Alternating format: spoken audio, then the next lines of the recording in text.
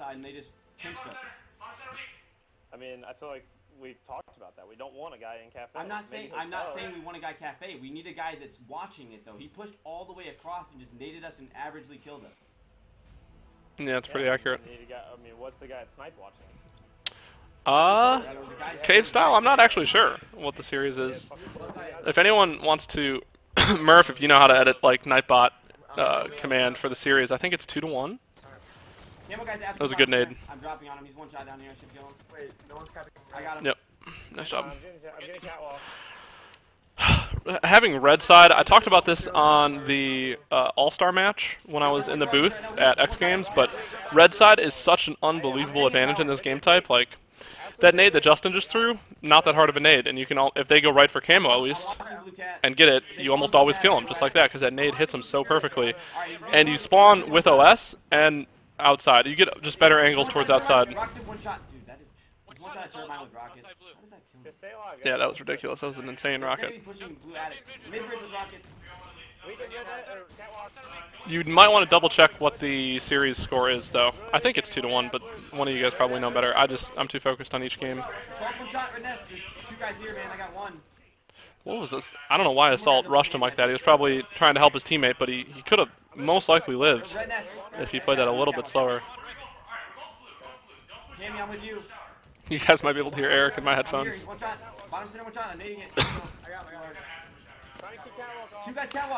I've been coaching for a long time, too. I mean, I've been around since early Halo 2, and then I coached pro teams all of Halo 3, and through Reach and Halo 4, and this game type right now in Strongholds on Eden in Halo 5 is one of the most complicated games to try to coach easily. Just because rockets are every 2 minutes, you have camo, you have OS, you have like rotating strongholds, you have to worry about spawns, like there's so much going on. There's so much going on in this game type. It's hard to follow for a lot of people. So if any of you ever feel lost playing this game type, that's probably why. There's a lot to worry about, so it's hard sometimes to prioritize.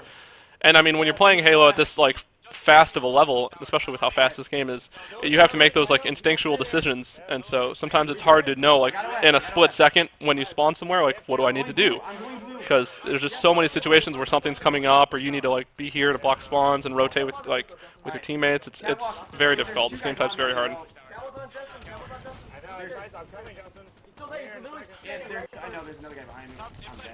Murph, it's 4-to-1 apparently. Okay. I suppose I was like eating for 2 games or something, right?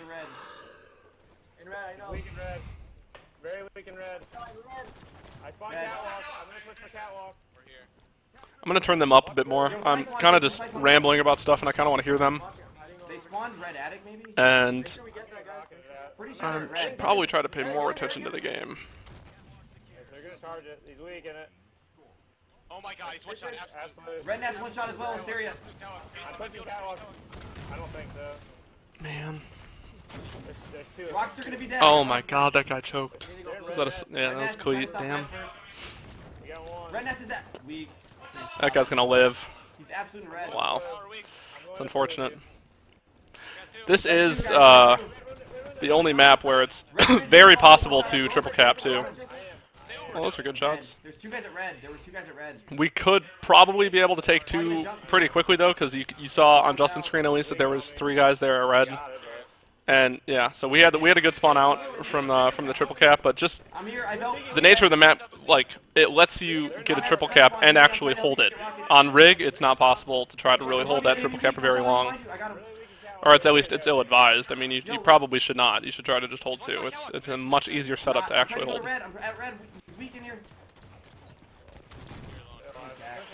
Justin definitely should not have pushed in that hard like that. He thought someone was out there at Turbine with him, so that's why. I've helped Jason.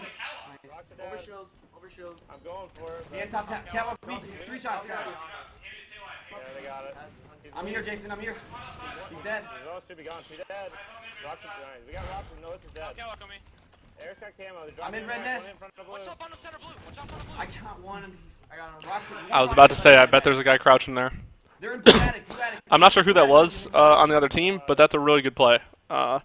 when you know, especially when you know that there's a rocket guy, at least, you know, it's always best to try to get kills and then get in the strongholds. You don't want to like give away your positioning by getting in the stronghold so they know exactly where you are.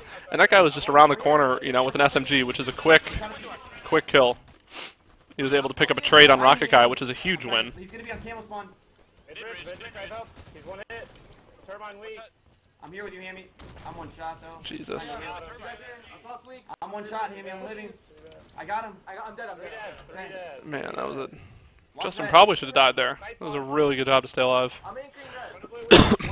Your shields come back fairly quickly in this game too. Just sometimes hiding and getting your shields and just staying alive in situations where you normally would die or most likely should die is just so advantageous. Like, it's just, I don't know. It really helps you stay alive.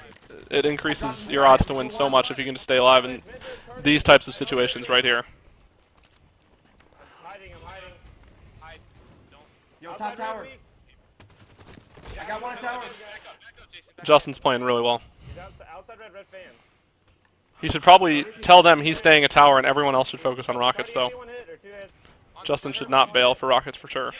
If he needs... Guys, I need help at tower. I need help now at tower. Below me at tower. Are they... Hopefully Justin stays alive. Yeah, that was a good play. That was a really good play. He should probably... Yeah.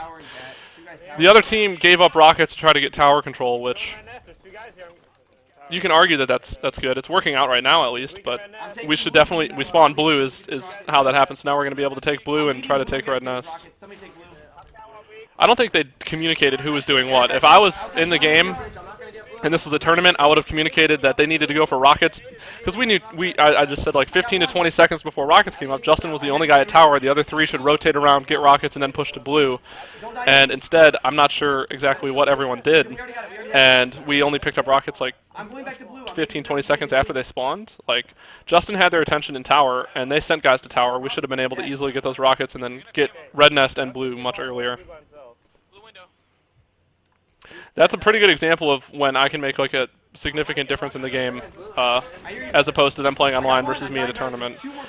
It is unfortunate that like everything that I do normally never really shows up on a stat sheet. Like, it's really hard to tell the impact of a good coach, but my impact really just comes from the chemistry we have on our team.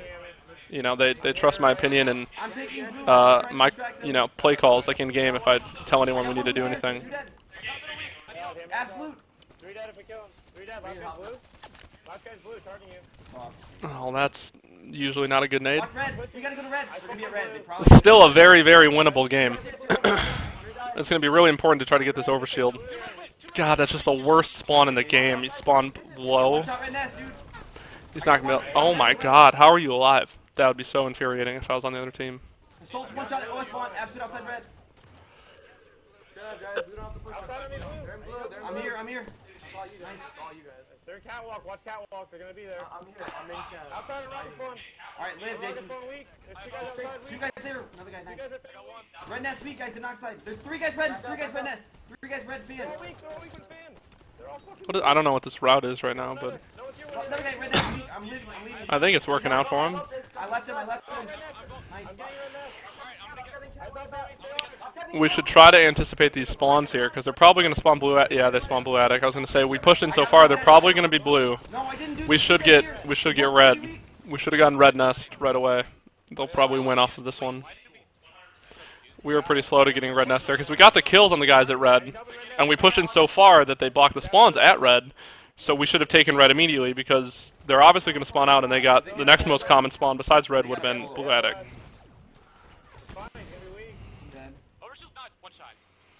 And they got OS, man, that's unfortunate. Two guys there weak. Two guys on me. Hey, we pushed to the catwalk. I'm trying to help you. I got one. Red window weak, one shot of stereo and a tower on us. At this point in the game, it's pretty hard I killed one. to win just because it's really easy usually to nade out and just protect one or two strongholds. Yeah, it's unfortunate. And usually, if you have to rush in and overextend just to capture it because the game's obviously ending, you get weak enough to the point where you can get cleaned up by the other team, either the ones that they have alive or their spawners, and it's hard to hold a setup when you die like that, overextending to just take it.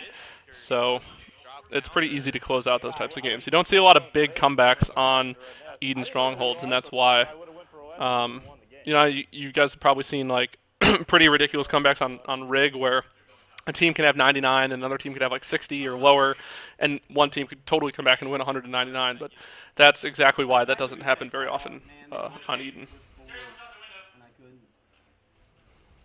I mean,